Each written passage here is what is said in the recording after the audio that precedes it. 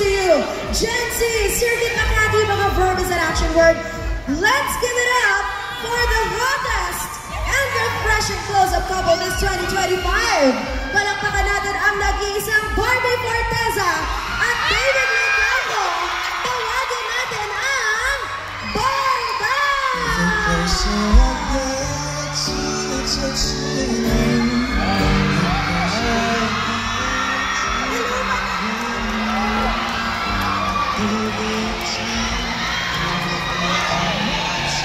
Hoy, andito na yung mga Barda fans! Barda, palinig mo na energy! Ayan! Hi everyone! Saturday! Grabe naman ka! Ay, ang OA! Ang sorry! Ay, pagka-love team nyo! Hindi mo matatapakan yung pagka-love team namin. Hindi pala. Sige, paghihin muna natin yung mga Barda fans natin, pati sa team bahay. Okay. Okay? Okay, ako muna. Hello! Magandang hapon po sa inyong lahat. Thank you all so much for coming. Syempre, this is for close-up. Excited na ba kayo mapanood ang music video? Yeah! Itong katabi ko, parang mas excited pa sa inyo eh. Nervous lang talaga ako. But Ano na? good afternoon everyone. Sana ay happy kayo today and excited na rin kayong panood yung music video.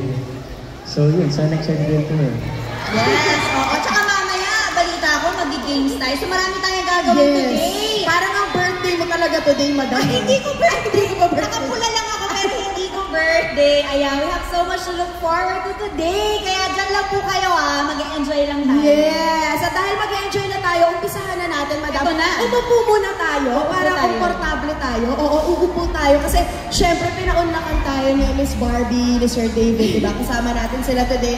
So, i-interviewin ko muna kayo. Okay lang ba yun? Pwede naman. Kahit kaunti lang. Sige. Ako na mauunang magtanong kasi parang kinikilig na rin naman ako dito. Oo, diba? Alam mo to, madam. Yes! Alam natin ang verb. Parang kinakabahan talaga ako. Hindi ba pwede yun? Okay, so question natin for David and Barbie. Ano yung mga natutunan nyo sa isa't isa? Oh, mula nung naging love team kayo hanggang sa naging endorser kayo ngayon ng close-up. Magbalik tayo sa mga moments nung nagsisimula pa lang. Simula kami sa Sige. Heartful Cafe. Oo ba? Diba? In-expect Diba? ko, Maria Clara din. Hindi, doon talaga tayo nagsimula. We're talaga the smallest Of detail. course. And then, after that, nagmanupok tayo. Ay, ang galing. Tama. Sa Manupo, kamusta naman yung perception mo sa akin ngayon? Ayan. Sobrang ganda. Sobrang ganda. Parang hindi. Sobrang, like, aga, ganon. Sobrang aga. Sobrang aga, sobrang prepared. Sobrang prepared. fresh ng breath. Ayun. Shoes fresh. Yes, shoes fresh, shoes Shoes close. close. Sobrang cool at sobrang fresh ng breath ng David. Oh. Yan yung natutunan nyo sa isa't isa. Hindi, tapos ka na ba kasi? Ano bang Hindi natutunan pa. mo? Marami akong natutunan. Sobrang fresh ang breath mo. Nanay!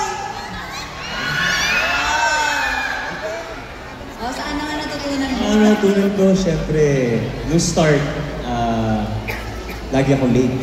Yun talaga yung pinaka-natutunan ko. And to, like, be professional in terms of working dahil before, medyo hindi ako aware sa showbiz.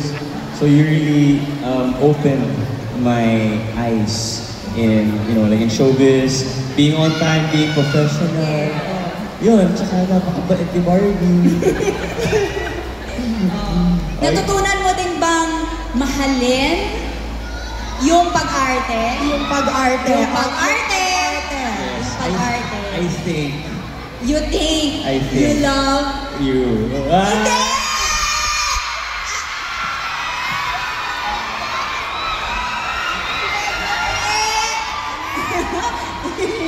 Okay! Babalik. Babalik. Oh, sige. Ang galaw kasi ng upuan. Kasi... Ba't kasi umiikot? Sagot.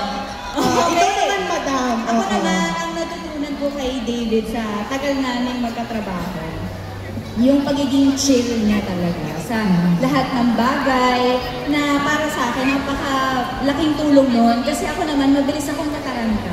Ako naman yung tipo ng tao na Siya yung kalma. siya yung kalma. So, siya yung nagpapakalma sa akin. Tapos nakikita ko na pag kunyari may problema, tinotroubleshoot niya agad. Eh, kasi businessman din naman. So, sanay siya sa ganyan. Yung pag-troubleshoot ng mga bagay-bagay, ganyan. Kumbaga, yung mindset niya, andun agad sa solusyon. Solusyonan muna natin, tsaka na tayo mag-react. Ay, So, yun kailangan- yung natutunan ko sa kanya. Kailangan natin ng ganyan kasama eh. Oo, kailangan, totoo palang opposites do attract.